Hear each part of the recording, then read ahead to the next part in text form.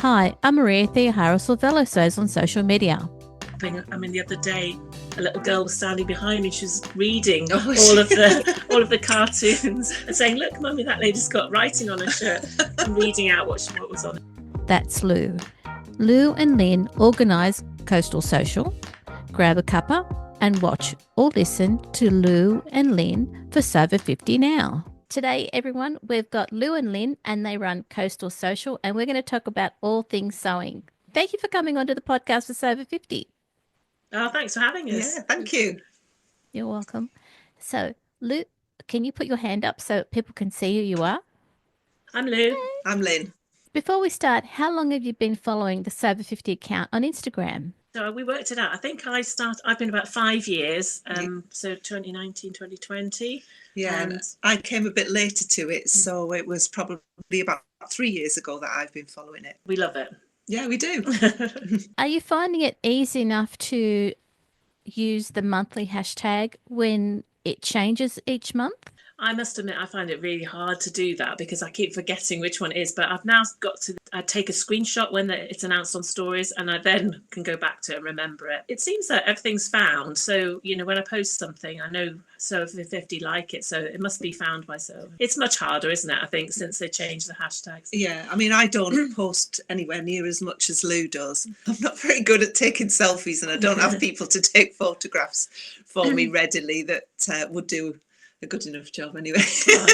I don't post very regularly, but it is a lot more complicated, but just need to remind yourself to think about that. The key message that I'd love listeners and viewers to understand is that on the Sober 50 account on the grid, every month we actually put a post so that actually you can see the visual of what it is that month. Lou, it's great that you've been taking a screenshot of in stories, but it's also there on the grid. So we're trying to make it easy as possible to find you. Yeah, that's great to hear, because I think it is one of those things. If you're going to post, sometimes you just put in the same hashtags that you've always put in, and you copy and paste them or whatever. But it's really important to look at the new monthly ones. It must make it really difficult otherwise to find anything if you're running the account. From the team's perspective, we always will look at that month's hashtag, but we will also look at any variation.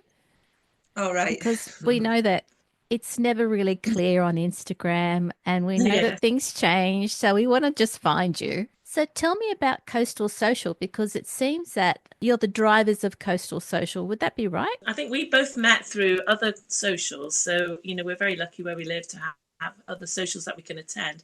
And we actually met at Sewtoon, which is run by Tamlin. He's sewn on the tights, and we met there originally. And then we've been to other ones locally: Tyne Valley Social, Community Social, which is run by Susie and Sarah.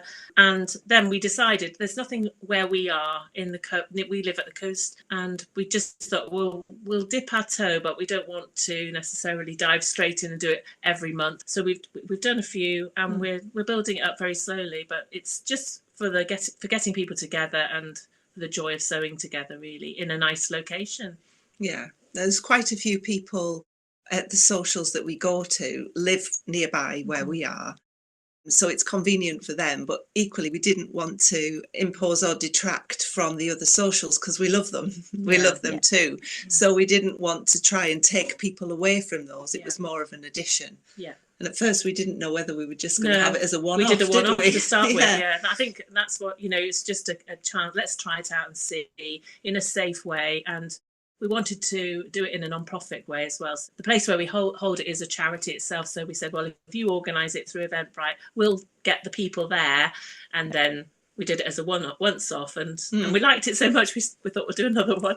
And then it's just carried on, really. Yeah. I think the nice part is that you both recognise that there are other sewing socials that you want to attend. Tried to make this one fit in both with your interests and with the amount of time that you have or haven't got.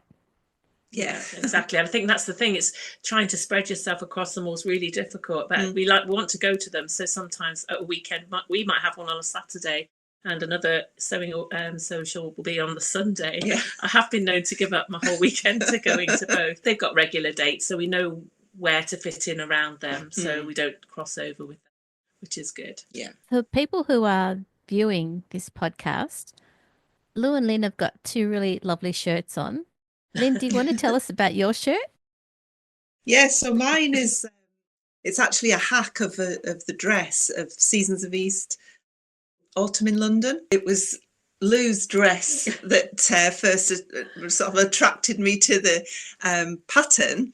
Yeah. And I got because of the beautiful packaging, I had to buy the real thing rather than a PDF version, because I don't know whether you know Seasons of East, that they come in these beautiful little cotton pouches for the patterns. Absolutely stunning. Lovely.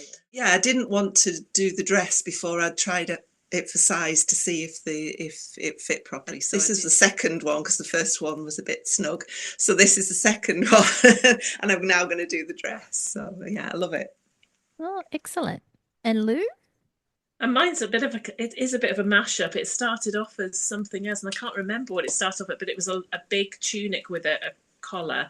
I remember that. Do you remember? It had bat wing sleeves, but it's sort of wore me. So I decided to hack it into a version of a Cali dress shirt. So it's a short waisted, but I've got a different collar on. And again, the fabric is something I found at Harrogate's when we went to the knitting and stitching show. Yep. And it was just cartoony, but it's really good because when I wear it to the socials, and if I wear it out shopping. I mean, the other day a little girl was standing behind me. She was reading all of the cartoons and saying, "Look, Mummy, that lady's got writing on her shirt," and reading out what was on it. But yeah, it's just a bit of fun. But I do tend to wear it to the socials because it's a good talking point. Mm. It is, yeah. Whether it's social or whether it's at the supermarket. Exactly. Yeah, exactly. Reading practice. Yeah, definitely. So yeah, it's a hack of some. Well, it's various different things, but yeah, I like wearing it. The work that you both did on your shirts or your blouses, was that something that you did in Coastal Sewcial? Probably did it in a few Sewtoons and yeah, I know this was done, I think, at Sewtoon and then finished at Tyne Valley. Yes, I think that's the same with mine actually. Yeah, we do tend to have a project on the go when we do our Coastal Sewcial, because that was I think one of the drivers for running it was we wanted to be able to enjoy it ourselves. With the organisation of something like that it does take quite a lot of organisation if you're running it yourself, but the way we've set it up at the moment, we wanted to enjoy it. That was one of the key factors. So we tend to have a project on the go and just get people to just come and talk. We do a sort of mingling bit, we do a welcoming meet and greet thing, but we do want to sew at the same time as well. Yeah.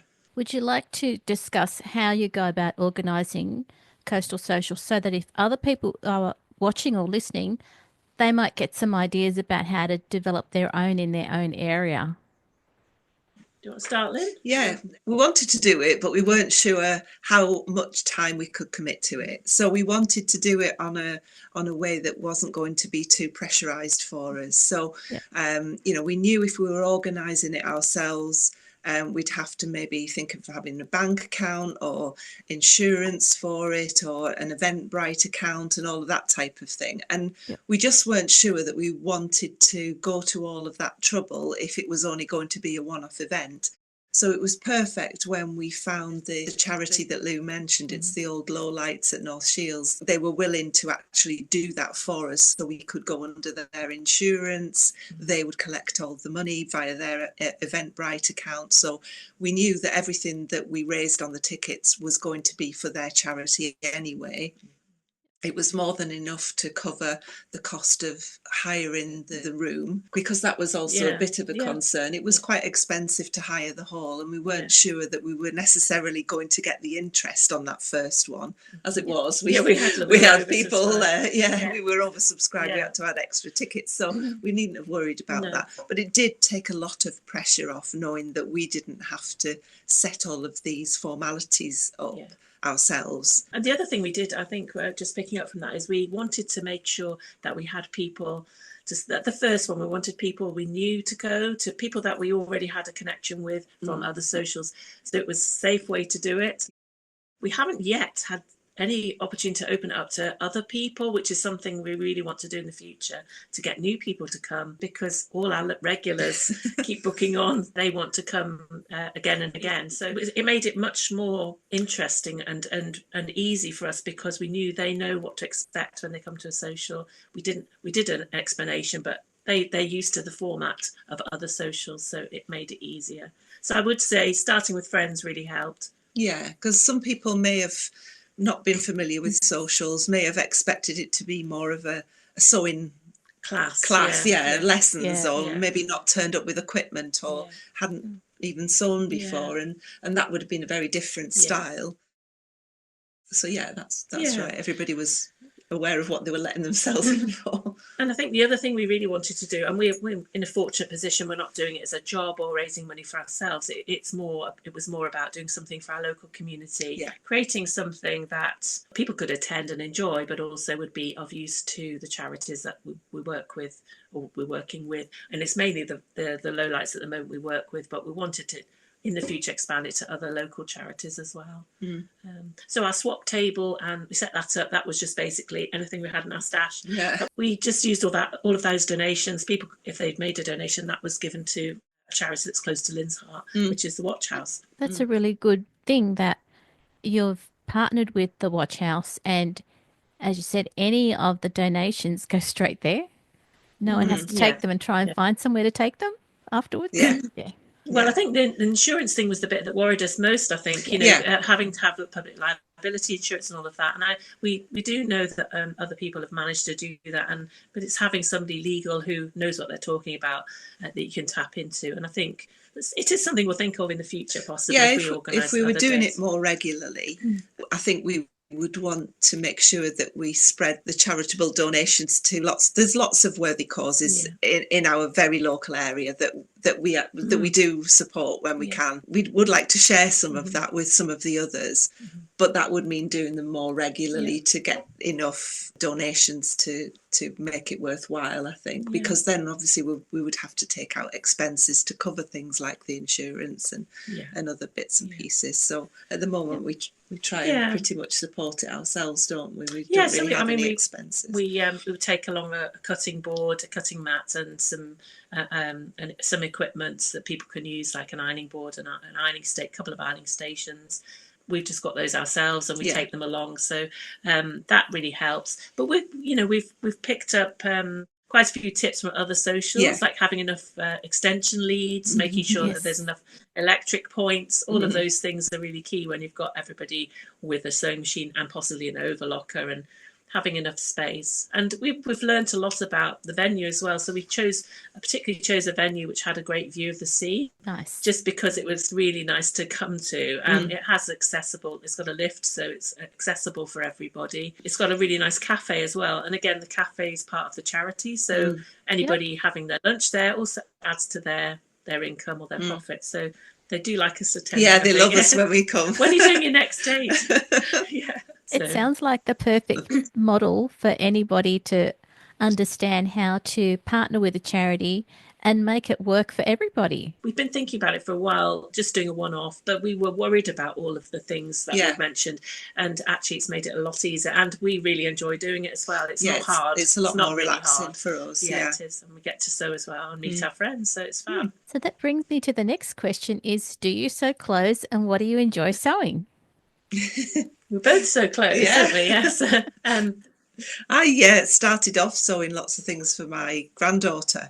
So it sort of, when I picked up sewing again, it was in lockdown, as I guess a lot of people did. Yeah. And I first started sewing face masks and things like that, practical things. And then my granddaughter came along, and so I was sewing little clothes for her. So it was good it wasn't quite so daunting to start something. And if I made a mess of it, it was only a little piece of fabric rather than a huge piece of fabric. So, but then gradually, realised actually sewing a little dress is exactly the same as sewing an adult dress. So it didn't really matter, but it gradually brought me back into it. But now, we do lots of different things. So we usually get, as with everybody, you see things where somebody else has made something, and I think, I want that pattern. I'm going to get that. Like I'm going to try this.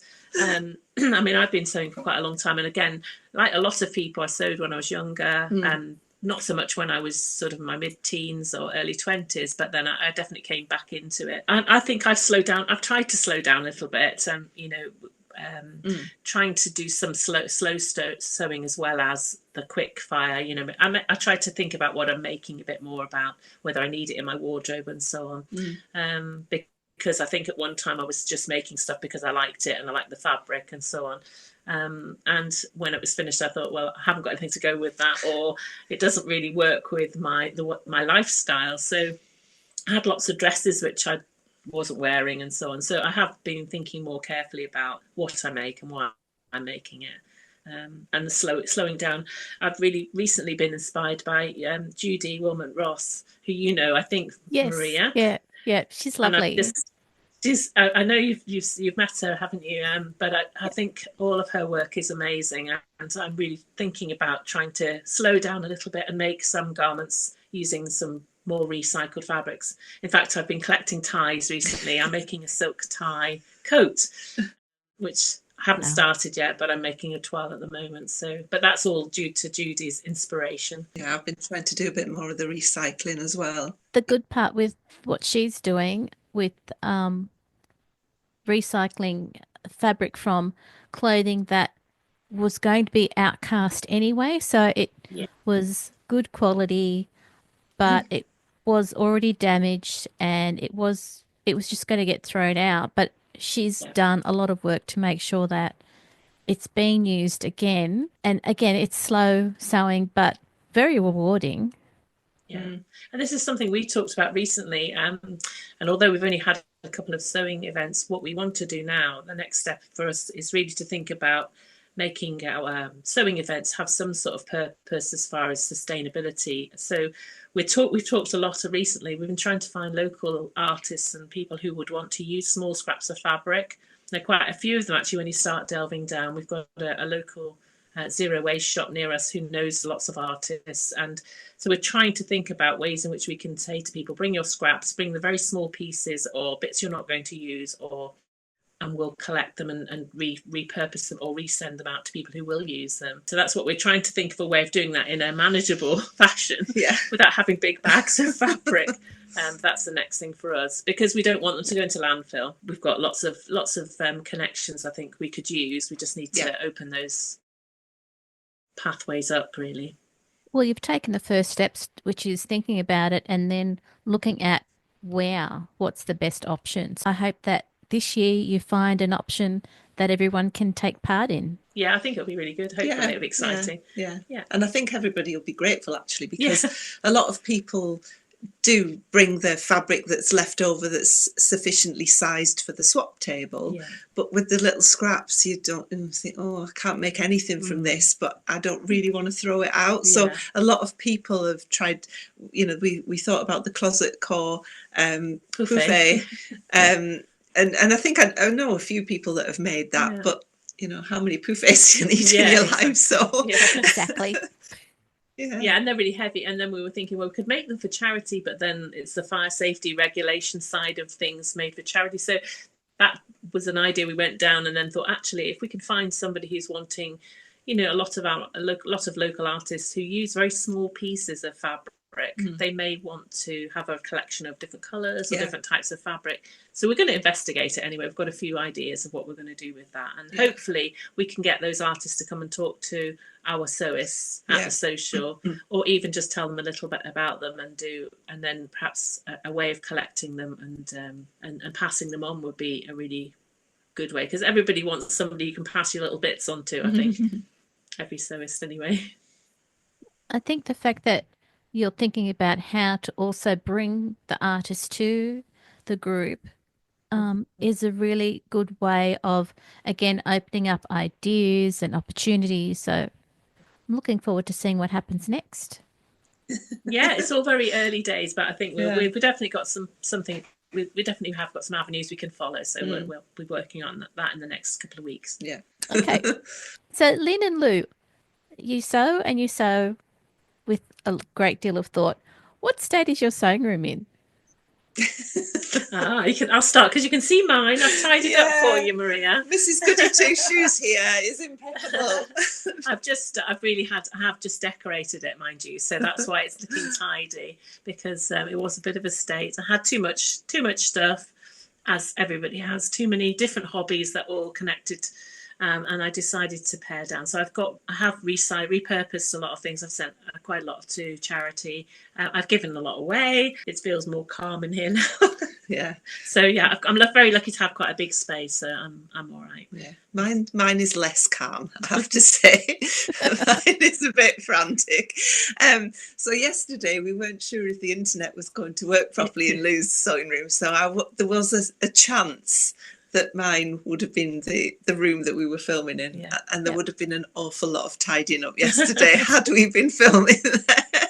So thankfully... the internet's worked okay, so we're all right. I'm safe. But it's quite a small room, and it's quite full. It's got lots of cupboards there. I've got a stash that I'm trying to work through rather than buy. So this year I've really tried hard not to buy any more fabric. I did give in at the Fabric Godmother broderie anglaise with the palm trees on. That was my one and only purchase so far this year. Beautiful. And now I'm too scared to use it, so I don't know what I'll be making with it. But I've really been trying to get through the stash, and it's going quite well, actually. That's helped, meaning that I can fit everything in the place that it's supposed to go. When I start sewing, it's it can get really messy, I think. As long as you know where it goes to put back, I think it's all right. But yeah, it's easy to make it messy, isn't it, when you're sewing, I think. And if you're lucky enough to have a space where you can leave things out, it sometimes makes it easier because you can just leave your project out. But when it comes to tidying up, you've got I've put that left out and that left out. There's pins everywhere. I mean, if you've got a project with, say, more than 10 pieces cut out and lining and interfacing, it can get busy. Yeah, definitely. The ironing board and everything else that goes with it. And more than one project on the go at once as well. Yeah. So you might have 2 or 3. What's been the most memorable time that you've had together at Coastal Sewcial? Both of us, it's the first event we did because it was something we've been thinking about. We talked about it for a while. You know, we did a little bit of planning and so on, but it went really smoothly and everybody really enjoyed it. And I think we took a picture out on the veranda with everybody there. And it was just such a lovely day. It didn't feel like it was hard work. I was terrified for the first 2 hours, but once everybody seemed to be enjoying themselves. And because, as Lou said earlier, we'd invited people we knew very well because we'd met at the other socials and it was... a room full of friends, which was lovely, and they were really supportive and said lots of nice things about the event. They gave really good feedback as well. So, the constructive feedback were, about the way in which we accessed, the way in which they could drop their equipment off, all of the things. We have tweaked some things, I think, from their feedback about, the seats were a little bit low, so we do have to encourage people to bring a cushion because they don't they're lower than the table. It's those sorts of little things that we picked up on.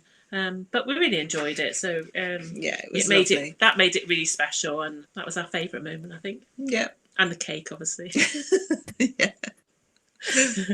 Cake helps. Yeah, definitely.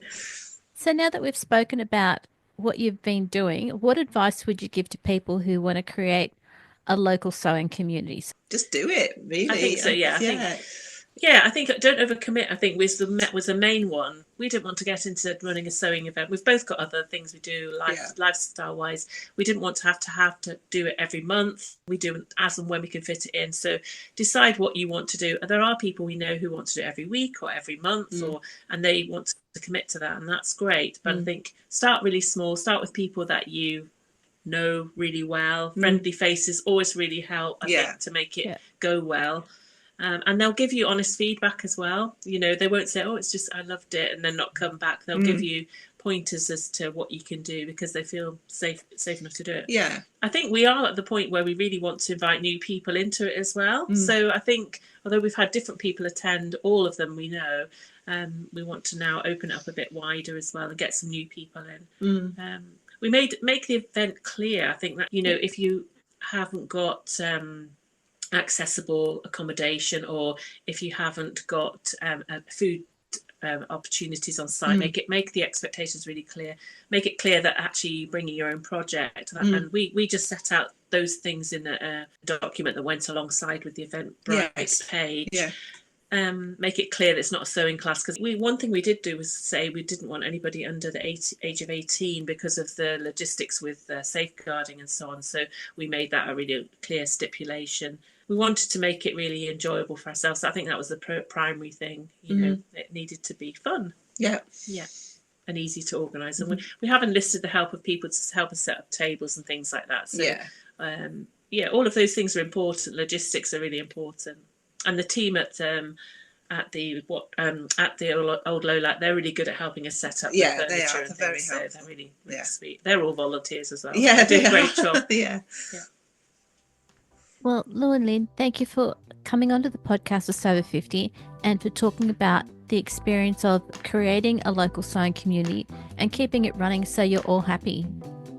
Yeah. Thank you No very problem. much. It's Thanks been for great. having us. Yes, thank you. Great. Thank you again. Okay. Oh, thank you. Bye. Okay, bye.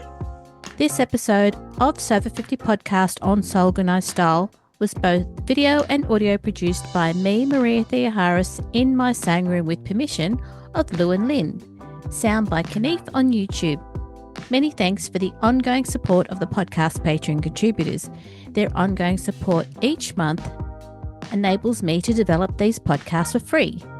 You can subscribe to Sew Organized Style Podcast, but with an S, not a Z, on all good podcast apps. Make sure you go back and listen to our free Sew 50 podcast archive on Sew Organized Style. You can direct message Sandy and editors at Sew 50 on Instagram to contribute to their ongoing posts and challenges. I look forward to joining you in your sewing room next time. Stay safe, everyone.